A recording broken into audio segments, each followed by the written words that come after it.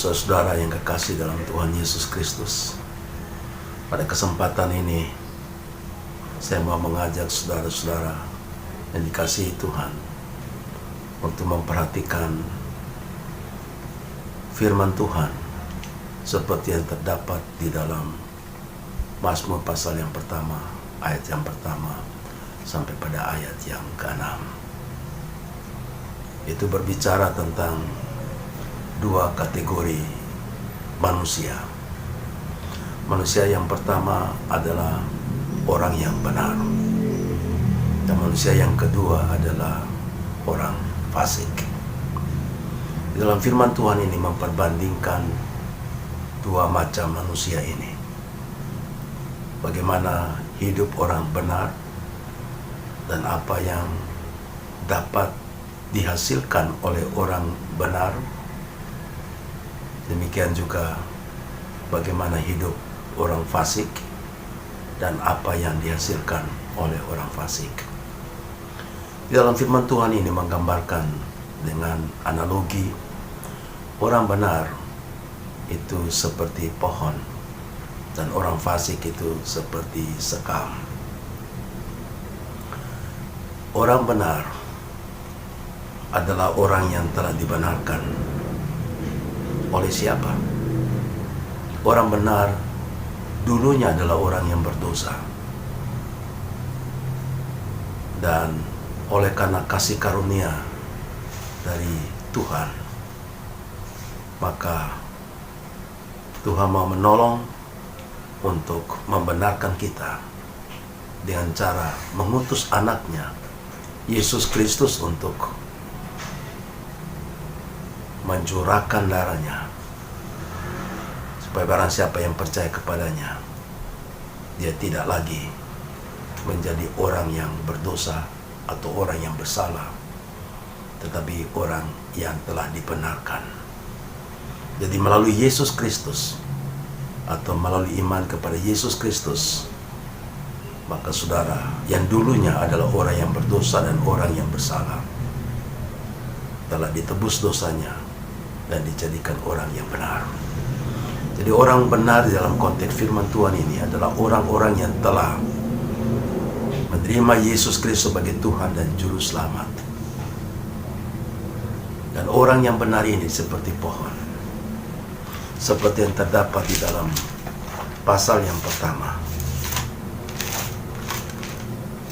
Dan kita bacakan ayat ini.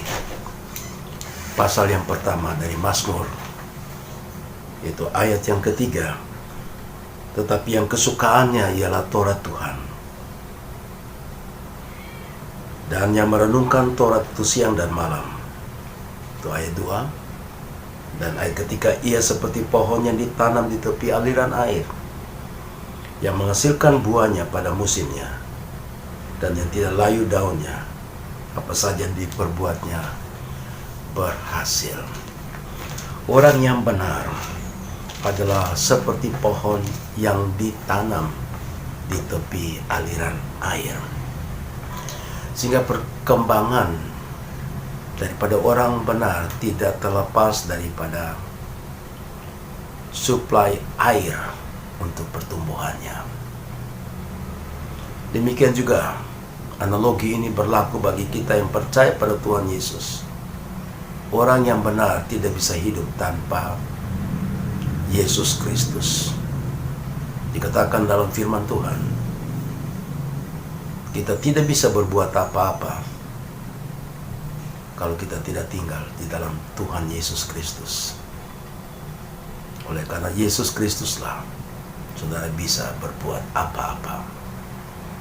Kita perlu tinggal dalam Tuhan, sama seperti pohon yang mengharapkan aliran-aliran air yang bisa menyuburkan akar, batang, daun, dan pada akhirnya bisa menghasilkan buah.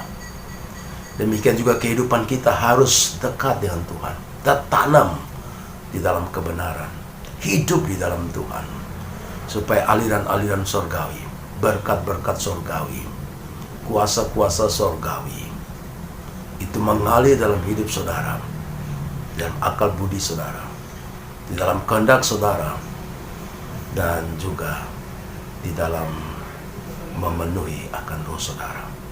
Kita tidak bisa hidup untuk menghasilkan buah tanpa kita tinggal di dalam Tuhan. Di luar Yesus Kristus, kita tidak bisa berbuah. Kami katakan dalam Yohanes pasal 15, bahwa kalau kita tinggal dalam Tuhan Yesus, kita akan berbuah. Karena Yesus Kristus adalah pokok anggur, dan Bapa di sorga ada pengusahanya. Dan kita ada ranting-rantingnya. Ranting-ranting bisa menghasilkan buah kalau dia bergantung kepada pokok anggur, dan dia bergantung kepada pemeliharaan daripada Allah itu sendiri. Karena saudara-saudaraku dikasihi Tuhan, orang yang benar ada orang yang hidup dekat dengan Tuhan, orang yang bertumbuh dengan sifat-sifat yang diwariskan oleh Tuhan, dan itu akan menjadi bagian dalam kehidupan dia. Apa saja yang dilakukannya berhasil. Itulah janji, itulah akibat daripada kita menjadi orang benar. Kita tahu bahwa Tuhan adalah pencipta langit dan bumi. Dan kalau kita tinggal dalam Dia, kekayaan-kekayaan diciptakan oleh Tuhan, baik segala isi di muka bumi ini, pasti Tuhan juga akan memberikan kepada saudara dan saya. Karena Dia pencipta, Dia yang mempunyai segala kekayaan-kekayaan di bumi ini. Kalau kita tinggal dalam Tuhan, apa saja yang kita perbuat akan berhasil. Karena ada dasar yang kuat. Keberhasilan kita bukan karena kekuatan kita yang terbatas untuk mencapai keberhasilan, tapi keberhasilan kita didukung oleh karena pertolongan dan anugerah daripada Tuhan. Dan Dia memperkenalkan kita juga sukses. Dia perkenalkan juga apa yang kita perbuat berhasil.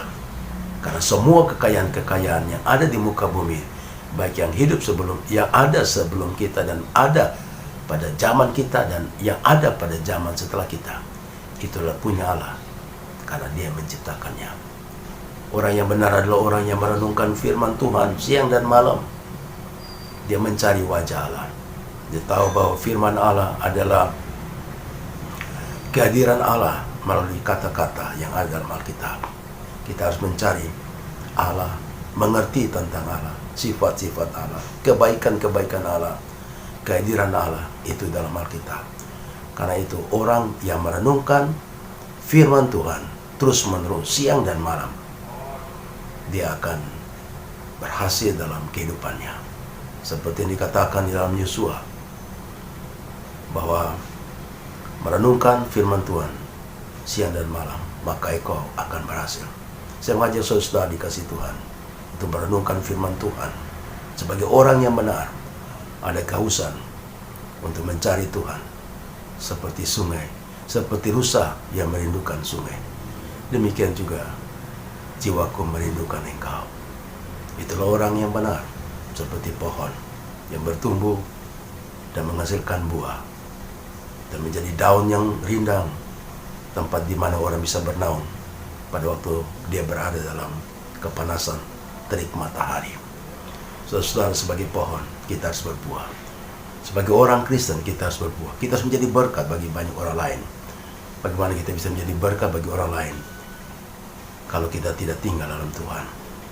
Kita akan menjadi berkat bagi banyak orang kalau kita seperti pohon yang ditanam di tepi aliran sungai.